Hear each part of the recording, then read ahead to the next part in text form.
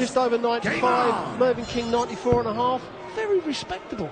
Yeah, and actually they're both playing better statistically than they did in their respective semi-finals, which is interesting. Maybe they've relaxed, maybe they figure there's not much to lose here. I know there's a big cash prize at the end of this third place playoff, but maybe they're just thinking, I'm just going to go out and throw my darts, and not under the same kind of pressure and scrutiny that they were in the semi-final games. Well, I'd be honest with you, when you're really hyped up and you know the adrenaline's running richer, I always reckon you're going to play better. But some people, you know, it can work the opposite way. But, you know, these two may be hyped up for this. They may be raring to go. I mean, 10,000 quid, you know, it's a lot of money.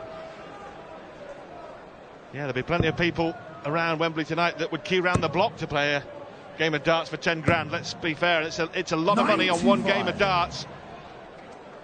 Whitlock and King sharing the spoils so far, 3 apiece, race to 8 as it was in the semi-finals, and here's 2 drifting darts. 90.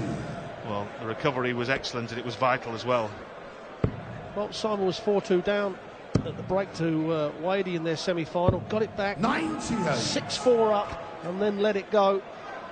He's 3-all now, and against the throw, Whitlock 140, and he's starting to pitch the dart rather high on them trebles.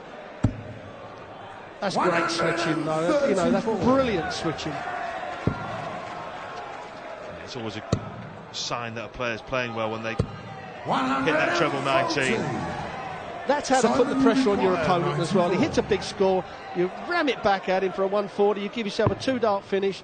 Now he's got to use the bullseye, 19 for the bullseye.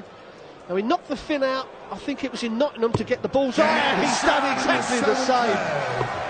Terrific, absolutely terrific. Almost an exhibition shot from Simon Whitlock. I think the only guy that didn't enjoy that was Mervyn King, who just shook his head, but it was beautiful, wasn't it? Pretty to watch. Yeah, he did it once before.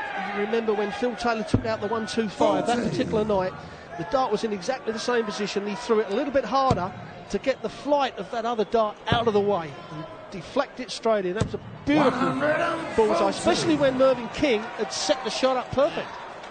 Was a breaker throw as well, Rod, wasn't it? So Whitlock with the throw here, but having started off poorly, King has bullied him back, hitting in 140 rather to start. So King has effectively got the throw in this leg, hasn't he? If he can nail down a treble or 2 here. Oh, that's a flyer.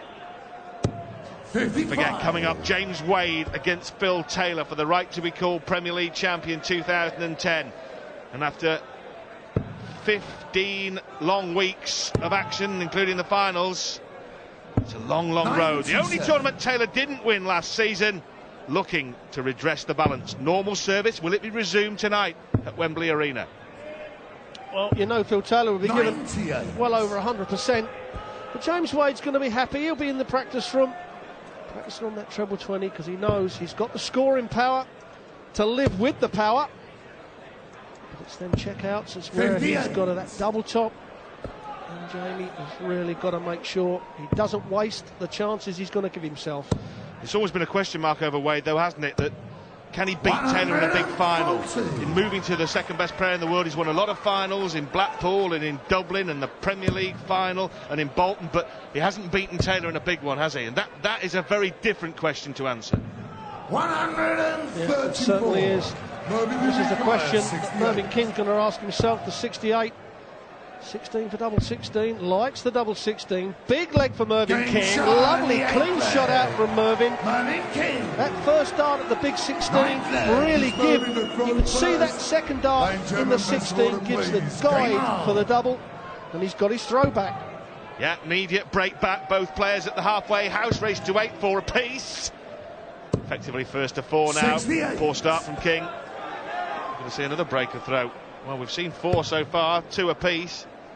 So half the legs have gone against the throw, and this one's well on the way to following suit as Whitlock comes in with an early 140 opener. Well, Merv would have liked that first dart. You could see him say to himself, you know, you could read his lips. Perfect first dart. Come on. That means he knows that this is going to be a 140. Oh, Simon Whitlock Pinpoint accuracy, split the difference to leave 181 after 6 darts.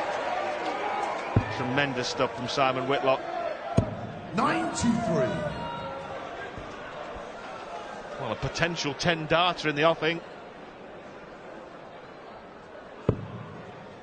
Well, he's going to have to switch. That covers it straight up. There's a chance here for Mervyn King, you know, if he doesn't hit the treble. 93. Well, he's still only got a dart at the bullseye, perhaps Simon Whitlock, so a 140 from King, or even a 180. I mean, he should hit another treble 20 here. 100. Now, you can see in his face, he was disgusted Simon with will that. require 88. Yeah, he'll be disappointed, won't he? Whitlock looking at 88. Well, and now looking at 73, which makes a big difference and makes it far more awkward, and suddenly not even a shot at the 48. bullseye rod. Well, a chance here for Merv to go 5-4 up. Now, if he puts this dart low, look at double top. Don't need to. Double top for the leg. Rush this bit. Just take your time. Great check out from Mervyn King. Cut from the death there, really.